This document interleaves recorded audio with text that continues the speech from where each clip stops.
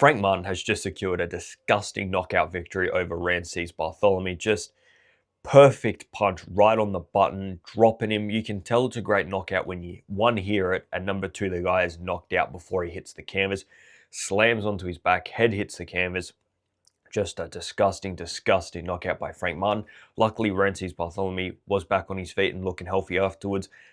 But Frank Martin, after a turbulent 18 months, after losing to Tank Davis, long layoff. He's under new tutelage now. There were questions. How is he going to react? How is he going to come back? He's still a young man. He's still very, very good. But what's that loss to Tank Davis by stoppage in the 8th round done to him? And tonight he just showed how good he is. Look, Rances Barthelemy is getting up there in age, has been inactive for a very long time, but Frank Martin still needs to come in and do a job.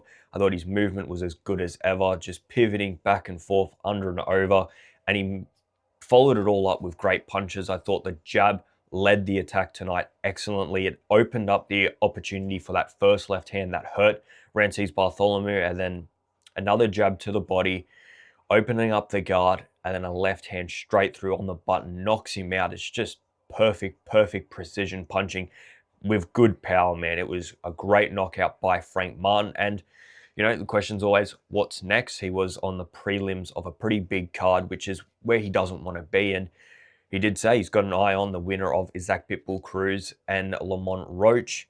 Or, if that's not an opportunity, he wants the IBF champion, and that is Richardson Hitchens. Some good fights there, and you know what? When you secure a win like that, you get a lot more attention. That is a much better victory than a unanimous decision victory, because you're going to be in the highlight reels, you're going to be all over the news, and that just builds energy and builds a reason for why you deserve to be the next guy up. Richardson Hitchens hasn't fought since beating George Kambosos a few months ago, and I haven't really seen any plans of what he's got going on next. So I think a fight with Frank Martin is a great selling fight. So that's the one that I'd probably back. Lamont Roach versus Isaac Pitbull Cruz is coming up later tonight.